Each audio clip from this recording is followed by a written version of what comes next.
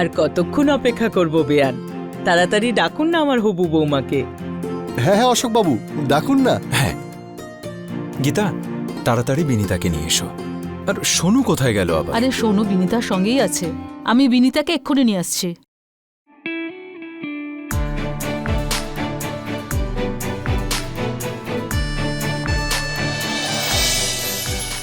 এমন ভাবে সাজাচ্ছি আমি তোকে, তোর হবু স্বামীর তো মাথাটাই খারাপ হয়ে যাবে। কিন্তু তারপরেও তুই আমার থেকে কিন্তু সুন্দরী নোস। চুপ কর তো তুই। কি ছেড়ে দেব? সত্যি বলছি, তুই আমার থেকে ভালো বউ হতেই পারবি না। আর সত্যি বলতে তোর শ্বশুরবাড়ির লোকেদের পছন্দটা কিন্তু খুব ভালো। আমি তোর কথা বলছি না, আমি তো এই বিয়ের বেনারসির কথা বলছি, যেটা ও নিয়ে এসেছে।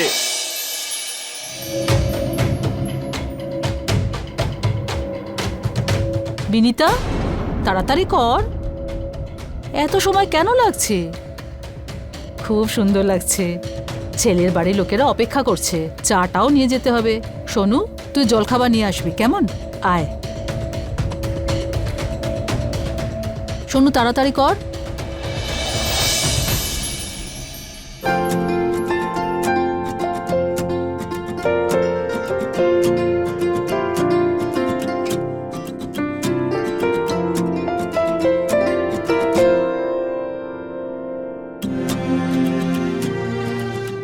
এক কাজ করি, তাড়াতাড়ি ডেট ফিক্স করি, যাতে ওকে বাড়ি নিয়ে যেতে পারি। হ্যাঁ হ্যাঁ একদমই ঠিক বলেছো। আপনার আর দুটো মেয়েকে দেখছি না। আসলে বিষয়টা হলো আমার মেয়ের বাচ্চাদের এক্সাম চলছে, তাই আসতে পারেনি। বিয়েতে আসবে ওরা। আচ্ছা আচ্ছা। রাখ ওখানে।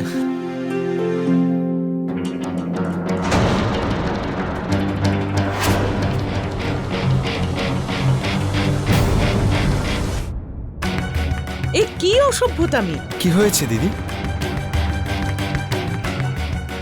চুরি পরে? ও ছেলে না মেয়ে? না না দিদি, ব্যাপারটা ঠিক সেরকম নয়। তাহলে সব কি? হ্যাঁ, দিদি আপনি বসুন, আমার কথাটা শুনুন। ছেলেরা চুরি পরে নাকি? কিরকম ছেলে আপনার? যদি এরকম ছেলে হয় তাহলে মেয়ে কিরকম হবে? এই বিয়ে কখনো হবে না। চলো। দাদা আপনি অন্তত শুনুন। আরে অশোক বাবু, আর কি শুনবো? যা শোনার ছিল শুনেছি, আর যা দেখার ছিল দেখেছি। চলো।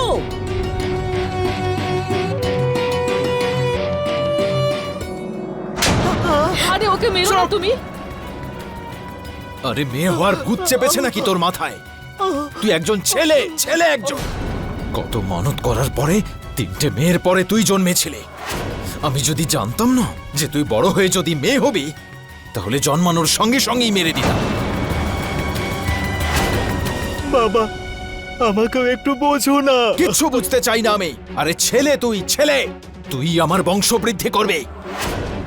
কিভাবে করবি তুই? হ্যাঁ, জানিস আমার কত আশা ছিল একটা ছেলে নেওয়ার, আর সেই চক্করেই আমার 3টে মেয়ে জন্মেছে। আরে তুই যখন জন্মেছিলি না, তখন আমি সব দুঃখ ভুলে গিয়েছিলাম। আমার সেই সুখে তুই জল ঢেলে দিয়েছিস। আজ আমি তোকে আর ছাড়বো না। ছেড়ে দাও তুমি, তোমাকে এরকম করে মেরো না, ছেড়ে দাও। আরে সব হয়েছে তোমার জন্য। কেমন সন্তানের জন্ম দিয়েছো? আমি তোমাকে শেষবারের মতো বলছি, বোঝাও ওকে। আমি বুঝিয়ে দেব, আমি বুঝিয়ে দেব। বাবা উঠে পড়। মা, সরি বিনিতা, আমার জন্য তোর। বিনিতা, যা তাড়াতাড়ি একটু গরম জল আর তোয়ালে নিয়ে আয়, তাড়াতাড়ি কর। মা, বাবাকে একটু বোঝাও না। আমি তোর মা, সব বুঝতে পারি। হ্যাঁ, তুই যেমনই হোস, আমার তাতে কিচ্ছু যায় আসে না। তুই আমার সন্তান, আর আমি তোকে খুব ভালোবাসি, খুব ভালোবাসি। কিন্তু বাবা, আমি তোর মা হয়েও তোর বাবাকে কিচ্ছু বোঝাতেই পারলাম না। আর তুই জানিস তো আমি তোর বাবার বিরুদ্ধে যেতে পারবো না। আমি তোকে কি করে বোঝাইছি আমি কিরকম ভাবে ফেসে আছি। আমি একদম সহ্য করতে পারি না যখন ও তোকে এরকম ভাবে মারে। মা,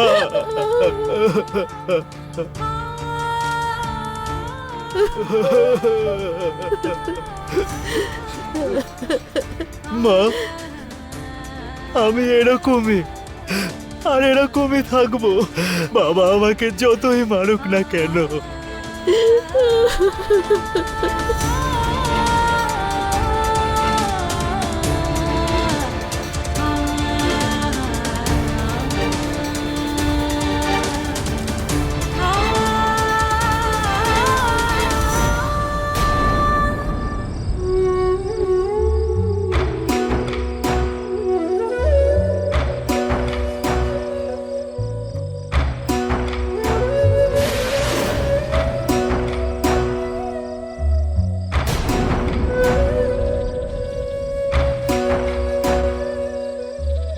সোনু,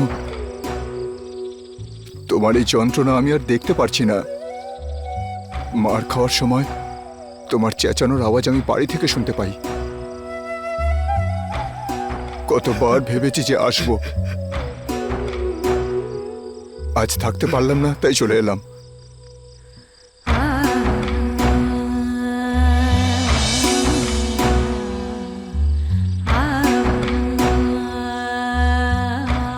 তরুণ, আমি এইভাবে আর বাঁচতে পারবো না। আমি এই মিথ্যে জীবনটা নিয়ে ক্লান্ত হয়ে পড়ছি। আর না, অনেক হয়ে গেছে, আমি আর সহ্য করতে পারছি না। আমি বুঝতে পারছি, কিন্তু বাড়ির লোক তো কখনো বুঝবে না। বোঝার দরকার নেই। এই সমাজ আমাদের না বুঝবে আর না বোঝাবে। তাহলে কি করব? আমি মেয়ে হতে চাই, অপারেশন করাতে চাই। কিন্তু তোমার পরিবার? ওরা এখনো এটাই বলে যাচ্ছে, আর পরেও সেটাই বলবে। আমি তো এই সমাজেই বাস করি তরুণ, তাহলে আমি কেন আমার ইচ্ছাটাকে জলাঞ্জলি দেব? এটা এইভাবেই চলে আসছে আর এইভাবেই চলতে থাকবে।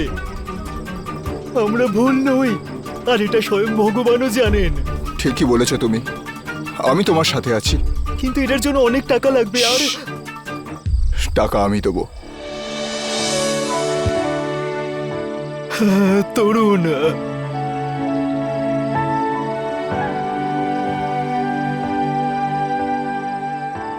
তুমি আমার এইভাবে সঙ্গ দিচ্ছ, আর এইভাবে তো জীবন সঙ্গীরাই সঙ্গ দেয়। আমাকে বিয়ে করবে? হ্যাঁ, বিয়ে কবে করবে সেটা বলো। এখনই? কিন্তু এভাবে না, এভাবে নয়। আমি তোমার জন্য বউ হয়ে সেজে আসবো। ঠিক আছে, তুমি তৈরি হয়ে আমার সাথে এখানেই দেখা করো, আমিও তোমার জন্য বরের মতো সেজে আসছি।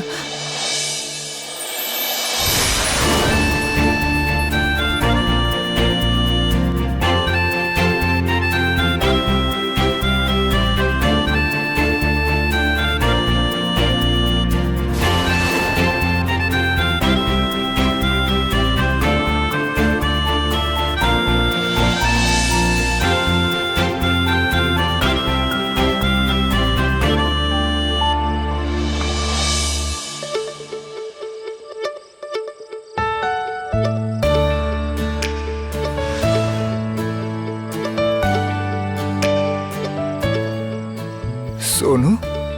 সোনু নয়, সোনা, তোমার সোনা।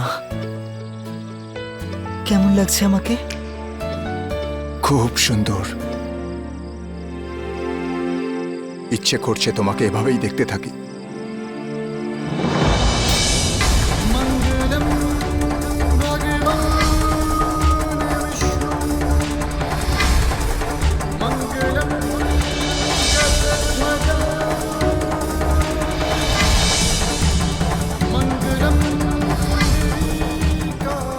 এটা আমাদের ভালোবাসার চিহ্ন।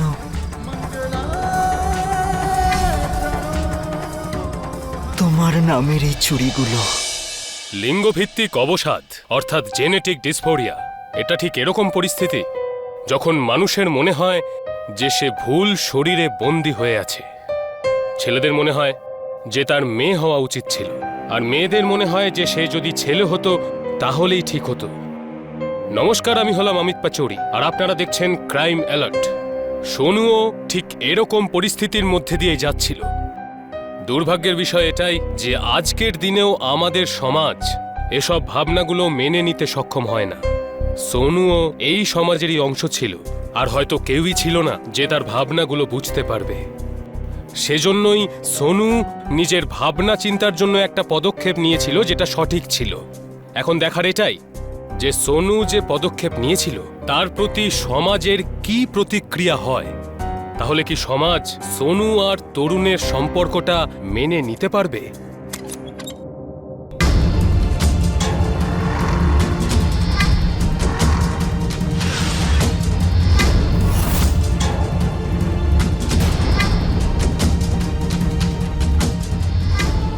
বাবা, মা, আমি তরুণকে বিয়ে করে নিয়েছি আর আমরা দুজনে আশীর্বাদ নিতে এসেছি।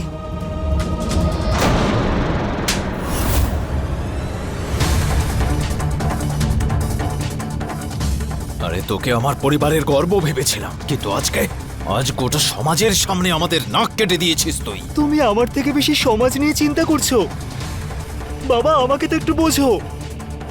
মানছি আমি ওপর থেকে ছেলে, কিন্তু আমি ভেতর থেকে তো নারীর মতনই আচরণ করি। আর যদি আমি মেয়ে না হতাম বাবা, তাহলে কবে আমি আত্মহত্যা করে ফেলতাম। তো আত্মহত্যাই করতে পারতিস।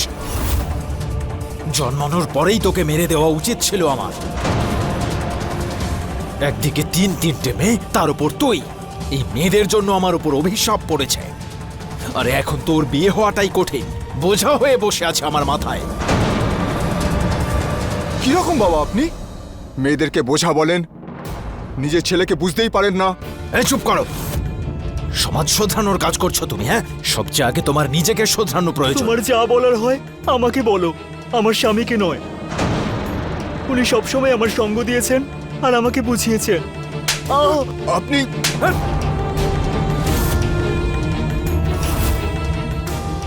দাদা, কিছু মনে করবেন না। মনে হচ্ছে আপনাদের ছেলের মস্তিষ্কের বিকার ঘটেছে। আপনারা জানার পর ওর চিকিৎসা করতে পারতেন। এখন আর কিছু হবে না, অনেক দেরি করে ফেলেছেন। এরকম ছেলে থাকার চেয়ে ছেলে না থাকাই ভালো। ঠিকই বলেছে ওরা। চলে যাও এখান থেকে। তুই আমার কাছে মরে গেছিস, এরপর যদি আর কখনো এখানে আসিস তাহলে তুই আমার মরা মুখ দেখবি।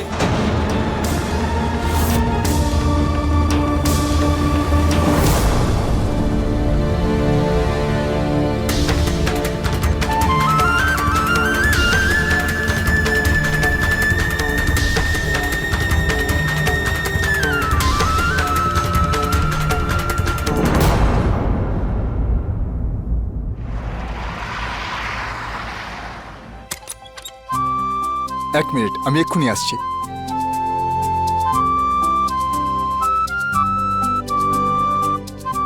আরে নতুন বিবাহিত বউকে গৃহপ্রবেশ ছাড়া কি করে ঘরে নিয়ে আসি? হ্যাঁ,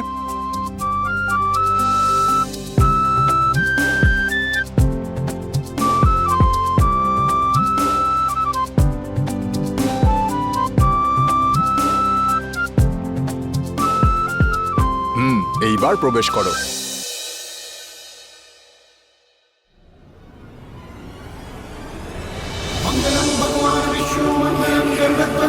मंगलम कुंडलीकाक्षाय मंगलाय तनोहरि मंगलम भगवान विष्णु मंगलम गरुड़ध्वज मंगलम कुंडलीकाक्षाय मंगलाय तनोहरि मंगलम भगवान विष्णु मंगलम गरुड़ध्वज मंगलम कुंडलीकाक्षाय मंगलाय तनोहरि मंगलम भगवान विष्णु मंगलम गरुड़ध्वज मंगलम कुंडलीकाक्षाय मंगलाय तनोहरि मंगलम भगवान विष्णु मंगलम गरुड़ध्वज मंगलम कुंडलीकाक्षाय मंगलाय तनोहरि मंगलम भगवान विष्णु मंगलम गरुड़ध्वज मंगलम कुंडलीकाक्षाय मंगलाय तनोहरि मंगलम भगवान विष्णु मंगलम गरुड़ध्वज मंगलम कुंडलीकाक्षाय मंगलाय तनोहरि।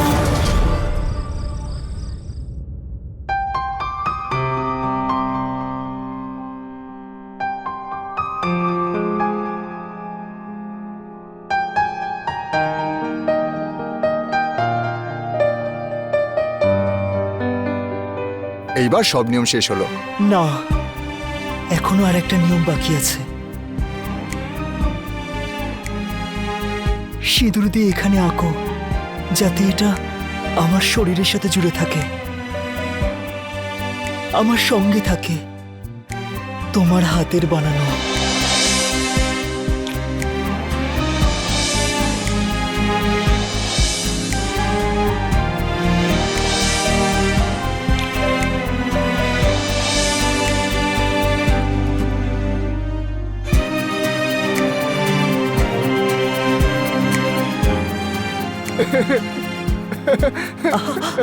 ছাড়ো।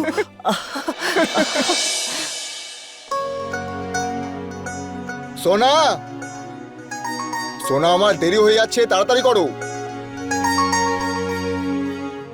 আরে লেট হয়ে যাচ্ছি আমি, তাড়াতাড়ি ব্রেকফাস্টটা দাও। এত রাগ করে আছো কেন? হ্যাঁ, কি হয়েছে? হবে আবার কি, মা ফোন করেছিলেন, ওনারাও আমার সাথে সম্পর্ক ত্যাগ করলেন। ভেবেছিলাম আজকে তোমায় বাড়ি নিয়ে যাবো আশীর্বাদের জন্য, কিন্তু ওনারা তো আমার মুখটাও পর্যন্ত দেখতে চান না এখন। একটু সময় দাও, সময়ের সাথে সাথে সব ঠিক হয়ে যাবে। প্লিজ ইয়ার, থামো তো তুমি। আমার মুড আগে থেকেই খুব খারাপ, তুমি আর খারাপ করো না। যাও গিয়ে ব্রেকফাস্ট নিয়ে আসো আমার জন্য। আচ্ছা ঠিক আছে।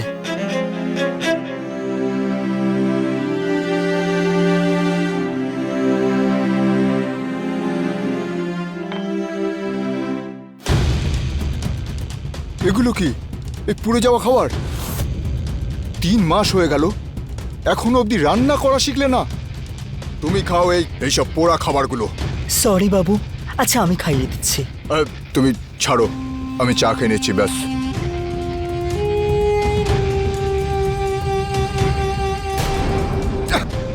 কি এটা? আরে অন্তত পক্ষে একটু চা তো ভালো করে বানাবে নাকি? কিছুদিন হলো তো মেয়ে হয়েছে, আস্তে আস্তে সব শিখে ফেলবো। তুমি খাও এসব পোড়া খাবার, আমি চললাম।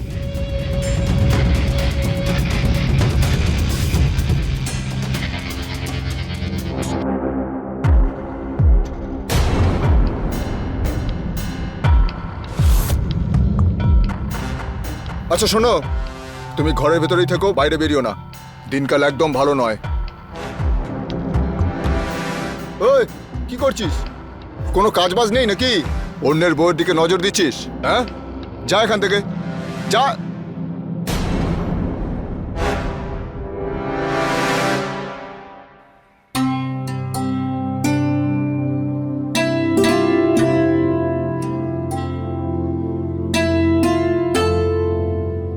হ্যাঁ বৌদি বলুন, কি কি দেবো? টমেটো কত টাকা? টমেটো 15 টাকা কিলো বৌদি। ঠিক আছে, তাহলে হাফ কিলো এটাও আচ্ছা। দিয়ে দিও। দেখুন বৌদি, রোজ আপনি আমার কাছ থেকেই সবজি নিয়ে যাবেন, আপনাকে আলাদা করে ডিসকাউন্ট দেবো আমি। হ্যাঁ, আজকে এই বিটটা আপনার জন্য ফ্রি। অনেক অনেক ধন্যবাদ দাদা। আহা বৌদি, এইসব ধন্যবাদ দিয়ে আমার মনটাকে ভেঙে দেবেন না। আচ্ছা বৌদি, একটা কথা জিজ্ঞেস করব, খারাপ ভাববেন না তো? না না, বলুন না, এতে খারাপ ভাবার কি আছে? আমি ভাবছিলাম যে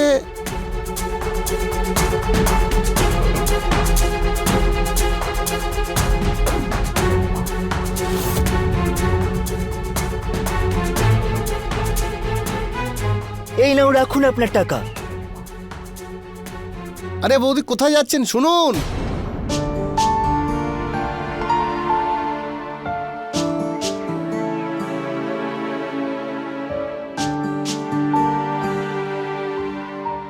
থাক থাক, কোনো প্রয়োজন নেই। কেন এসেছিস এখানে? মা, তোমরা আমার সাথে কেন এরকম ব্যবহার করছো? আমি তোর কোনো কথা শুনবো না। দেখ, তোর বাবার শরীর আজকাল ভালো থাকছে না, যেদিন থেকে তোর সম্পর্কে সবকিছু জেনেছে। আরে তোর বাবা আর আমি তোকে নিয়ে কত স্বপ্ন দেখেছিলাম, তোর বিয়ে হবে, বুড়ো বয়সে নাতি নাতনিকে নিয়ে খেলবো, কিন্তু তুই তো আমাদের হতাশ করে দিয়েছিস। মা, আমি দেবো তোমার নাতি নাতনির সুখ। কি করে? যার সঙ্গে তুই থাকছিস সে তোকে দেবে বাচ্চা?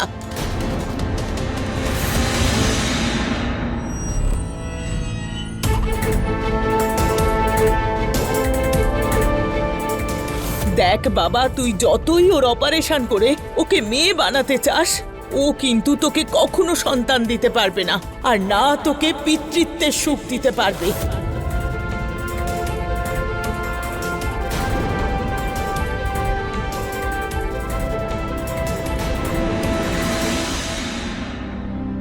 এত সেজে গুজে কোথায় গেছিলে? সবজি আনতে। কি হলো, মুখটা এরকম করে রেখেছো কেন? ওই সবজিওয়ালা এত নোংরা নোংরা কথা বলছিল না। কি কথা? দেখুন বৌদি,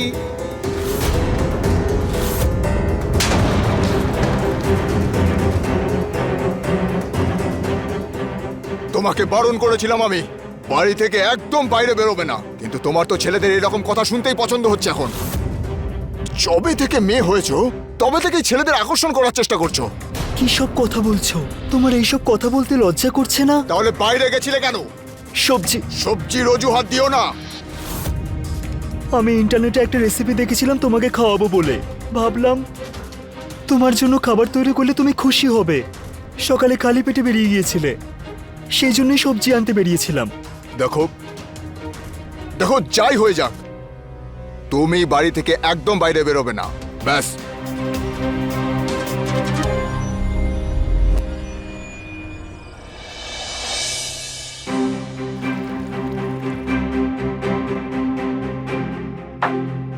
আরে ধুর, সোনা একটু আইস আর সোডা নিয়ে আসো। এক্ষুনি আনছি।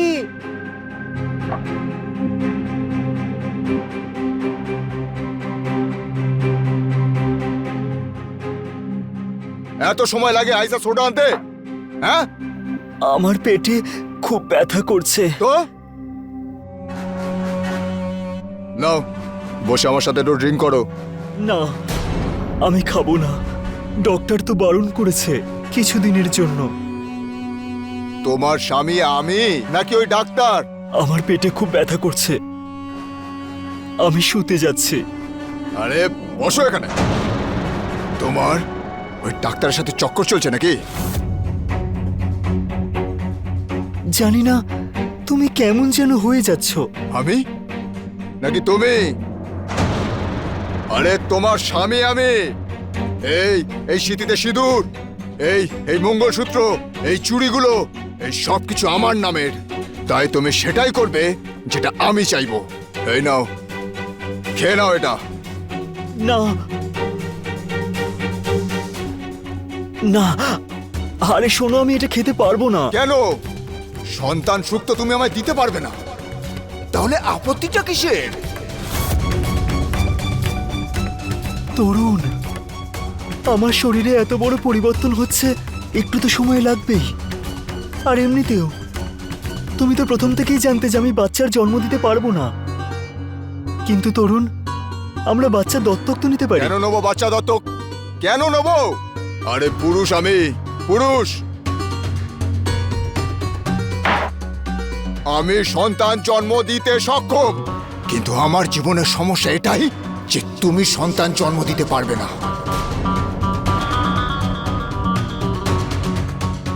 না তরুণ,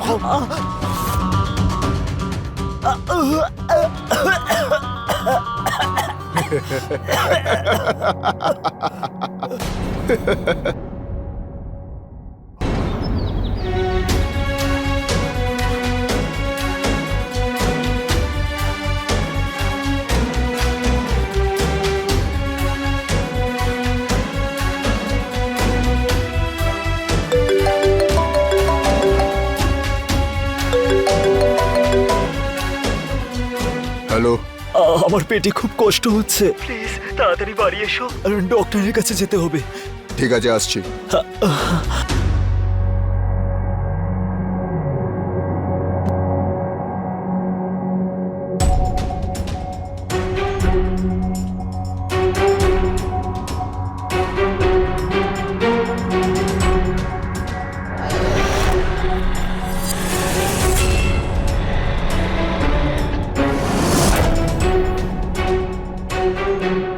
কি করছিস সেখানে? আজকের পর আর যদি তোকে এখানে দেখি, তোর এমন অবস্থা করবো যে সারা জীবন মনে রাখবি। যা, বেরো এখান থেকে, বেরো।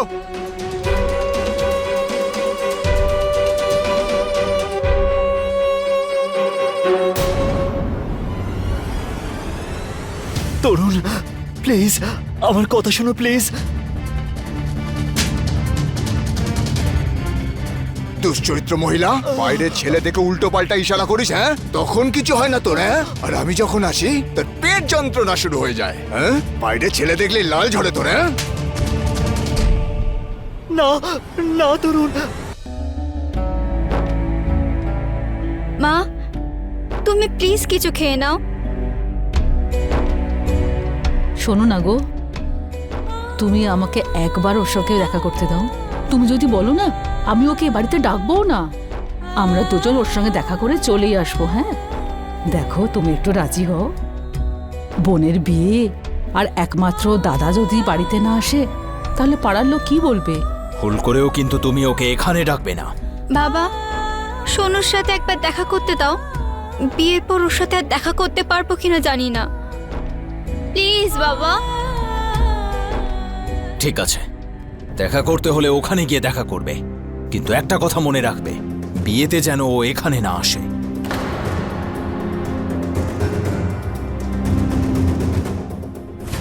তরুণ আমার কথাটা শোনো। তরুণ শোনো, আমাকে ঘরে আটকে রেখে যেও এটা না। দরকার, কারণ আমার তোমার উপর কোনো ভরসা নেই। ছেলে দেখলে এদিক ওদিক চলে যেতে পারো তুমি। আমি তোমাকে ঠকানোর কথা ভাবতেও আরে পারি না। চুপ কর, তুই না এটারই যোগ্য। হাট!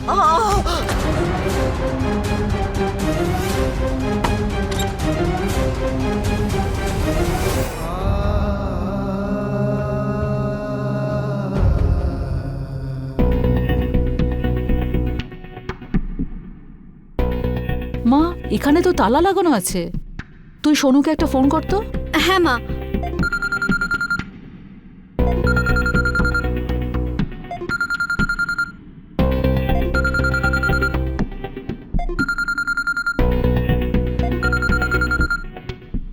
হ্যালো, শোনো, কোথায় তুই?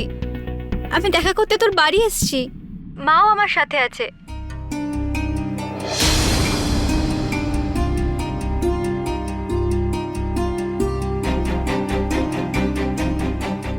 তোরা কেন এসেছিস সেখানে? আর হ্যাঁ, কোনো দরকার নেই আমার সাথে দেখা করার। তুই আর মা এখান থেকে চলে যা।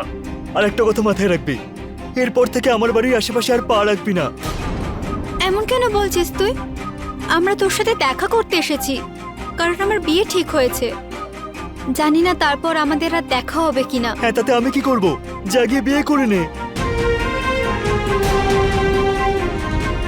আমাকে ফোনটা দে। হ্যালো সোনু বাবা, ফোনটাই তো কেটে দিল, দেখ।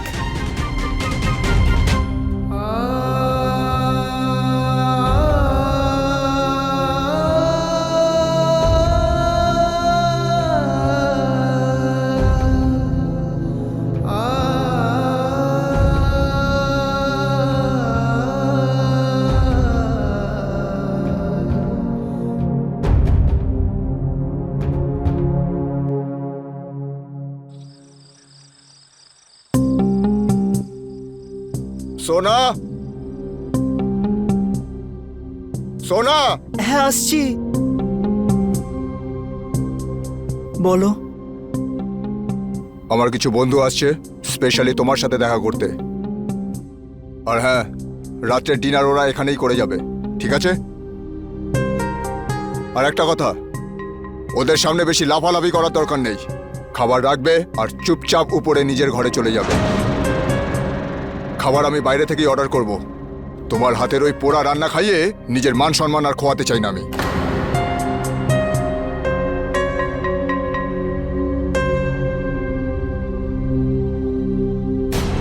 আরে ভাই, সেদিন দারুণ মজা হয়েছে সত্যি। হ্যাঁ সোনা, একটু জল নিয়ে আসো।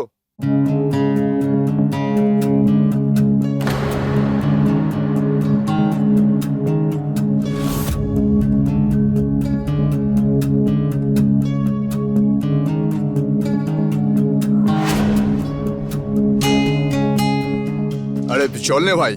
আরে বাহ তরুণ, তোর তো ভাগ্যটা বেশ ভালো। কি সুন্দর একটা বউ পেয়েছিস। আরে ভাই, তোর বউয়ের মতো বউ যদি আমি পেতাম রে, আমার জীবনটাই ধন্য হয়ে যেত।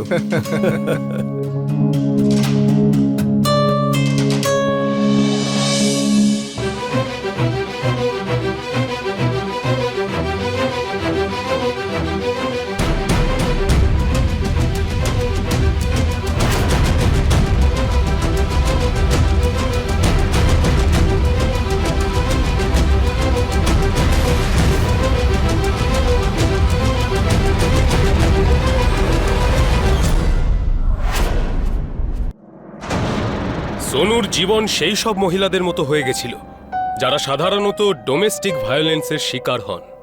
তরুণের ব্যবহার তার প্রতি পুরোপুরি বদলে গেছিল। সে সোনুকে বশ করে ফেলেছিল। যদিও সে সোনুকে সাহায্য করেছিল, কিন্তু ক্রমে ক্রমে তার আসল চেহারা প্রকট হয়ে উঠছিল। সে সোনুকে বিয়ের প্রতিশ্রুতি দিয়েছিল, কিন্তু এই সিদ্ধান্ত নেবার জন্যই সে ক্রমাগত নিজেকে দোষারোপ করছিল।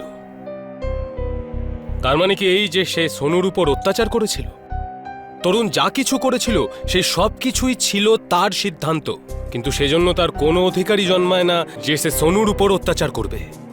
এখন দেখার এটাই যে সোনু কি তরুণের অত্যাচার থেকে বাঁচতে পারবে, নাকি সময় থাকতেই তরুণ এটা উপলব্ধি করবে যে ও অনেক বড় অন্যায় করছে। আসুন দেখা যাক।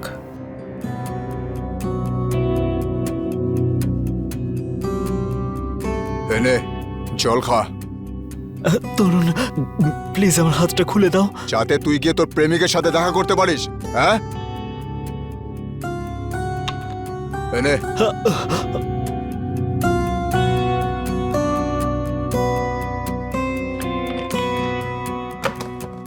আমার সাথে এরকম করো না। দেখ, আবার একটু ভালো লাগে না তোকে মারতে, কিন্তু কি করব? সোজা আঙুলে ঘি না উঠলে তো আঙুল বেঁকাতে হয়। দেখ, শুধরে যা, আমি হাত জোড় করে বলছি, শুধরে যা। আমার কাছে তোমার সন্দেহ ঠিক করার মতো কোনো চিকিৎসা নেই। আর প্লিজ আমাকে সন্দেহ করা বন্ধ করো, না হলে তুমি যা করছো আমাকে পুলিশকে জানাতে হবে। পুলিশে জানাবি?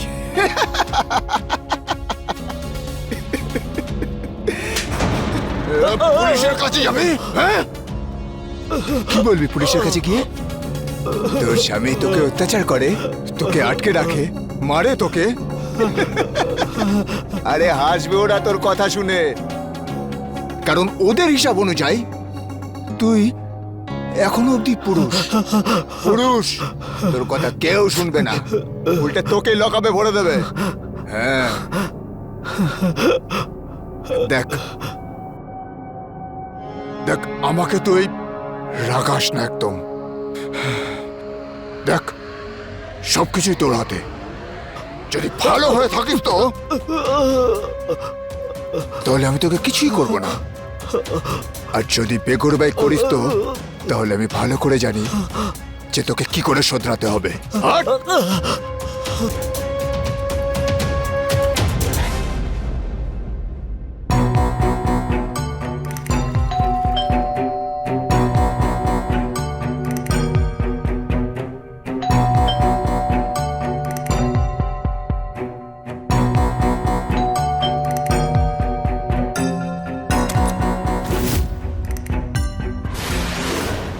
এত সাহস, তুই এখানে চলে এসেছিস?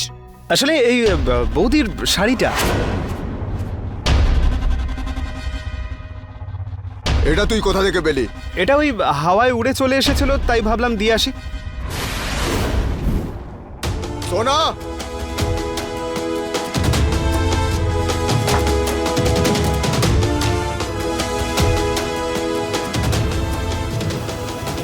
এই শাড়িটা ওর কাছে গেল কি করে?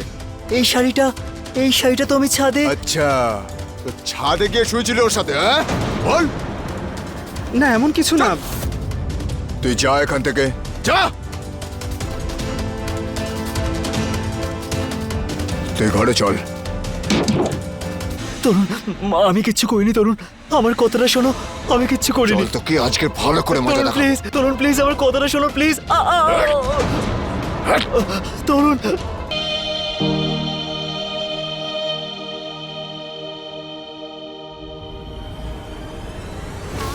এই, যাচ্ছ কোথায়?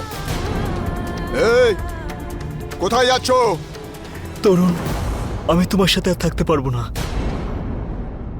তরুণ, আমি তোমার সাথে আর থাকতে পারবো না। আচ্ছা, আমার প্রয়োজন শেষ? হ্যাঁ, তাই ওর নতুন প্রেমিকের কাছে যাচ্ছিস? তোমার যা ভাবার হয় তাই ভাবো। এই, এরকম ভাবে যেতে পারবি না তুই। তোর উপর অনেক টাকা খরচ করেছি, তোর জন্য আমি নিজের পরিবার ত্যাগ করেছি, এত সব কিছু করেছি আমি তোর জন্য। তোর জীবনের উপর শুধু আমার অধিকার আছে, শুধু আমার অধিকার, বুঝেছিস? তুমি কি আমাকে কিনে রেখেছো নাকি? তুমি যা করেছো নিজের জন্য করেছো, নিজের ইচ্ছায় করেছো। আমি কোনো জোর জবরদস্তি করিনি, বুঝেছো? তোকে তো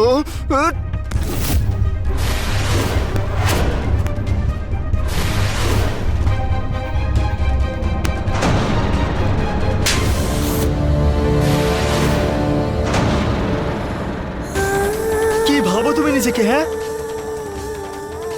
তুমি আমাকে কিনে নিয়েছো। আরে ভালোবাসতাম আমি তোমাকে, আর ভেবেছিলাম তুমিও নিশ্চয়ই আমাকে ভালোবাসো। কিন্তু কোনোদিন তুমি আমার ফিলিংসটাকে বোঝোনি তরুণ। আমাকে খেলনার মতো ব্যবহার করে গেছো। আমি মেয়ে হওয়ার পর থেকে আমার উপর অত্যাচার করে গেছো তুমি। আর আমাকে সারাক্ষণ একটাই কথা বলো যে এটা পুরুষদের সমাজ। হ্যাঁ, আর পুরুষ যেভাবেই চাইবে সেভাবেই একটা মেয়েকে ব্যবহার করতে পারে। তোর কারণে, তোর জন্য আমি নিজের মা বাবা, নিজের বোনকেও ছেড়ে এলাম। তোমরা সব পুরুষ একই রকম, যে মেয়েদের ফিলিংস নিয়ে খেলা করে। দম বন্ধ হয়ে আসছে আমার তোমার সাথে থাকতে থাকতে। আমি তোমাকে নিজের ভেবেছিলাম, কিন্তু তুমি তো আমাকে কখনো আপনই ভাবনি। আমি বলছিলাম তরুণ যে আমি তোমার মতন একটা নোংরা মানুষকে বিশ্বাস করেছি। আরে তুমি তো বিশ্বাসেরই যোগ্য ছিলে না। এখন আমাদের মধ্যে যা ছিল সেই সব কিছু শেষ হয়ে গেছে। আর এখন তুমি আমাকে এখান থেকে চলে যেতে আমাকে আটকাতে পারবে না, বুঝেছো?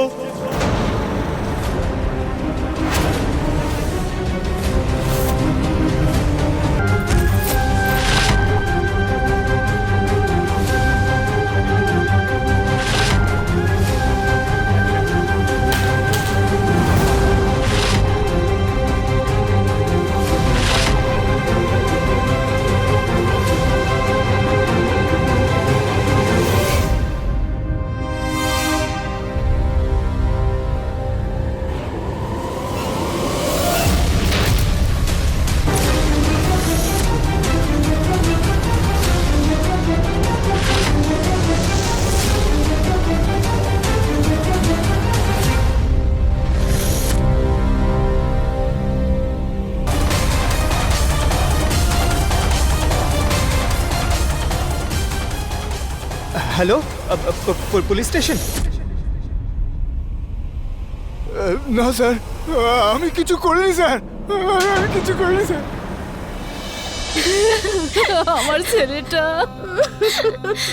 আমার ছেলেটাকে তুমি মেরেছো। তুমি আমার সোনু, আমার ছেলে, ওর মৃত্যুর জন্য একমাত্র দায়ী তুমি। সোনু অর্থাৎ সোনার জীবন শুধুমাত্র তরুণ নেয়নি, বরং এর পেছনে তাদের পরিবারের লোকজনও একই রকম ভাবে দায়ী। কারণ তারা তাদের সন্তানের ভাবনা চিন্তাটা বোঝেইনি। তার এই ভাবনা চিন্তা একটা অসুস্থতা মনে হয়েছিল। এখন প্রশ্ন এটাই যে যদি সোনু তার ভাবনাগুলো নিজের ভেতরে রেখে দিত, তাহলে কি তার জীবনটা চলে যেত? একদমই তাই। তার জীবনহানি তখনও ঘটত কারণ সে ভেতরে ভেতরে শেষ হয়ে যাচ্ছিল। আজকের দিনেও আমাদের সমাজে এরকম অনেক সোনুরা রয়েছে যারা কষ্টের মধ্যে দিয়ে নিজের জীবন অতিবাহিত করছে। যদি আমরা এই ভাবনাগুলো বুঝতে না পারি, এগুলো সম্মান না করতে পারি, তবে এই ভাবনাগুলো নস্যাৎ করে দেওয়ার অধিকারও আমাদের নেই। এরই সাথে সাথে আমি অমিত পাচৌরি আজকের এই গল্প থেকে বিদায় নিচ্ছি। আবার দেখা হবে কোনো একটা সত্যি ঘটনাকে নিয়ে। ততদিন মাথায় রাখবেন, ক্রাইম থেকে যদি বাঁচতে চান তাহলে অ্যালার্ট থাকুন। ক্রাইম অ্যালার্ট, অন্যায়ের বিরুদ্ধে সোচ্চার।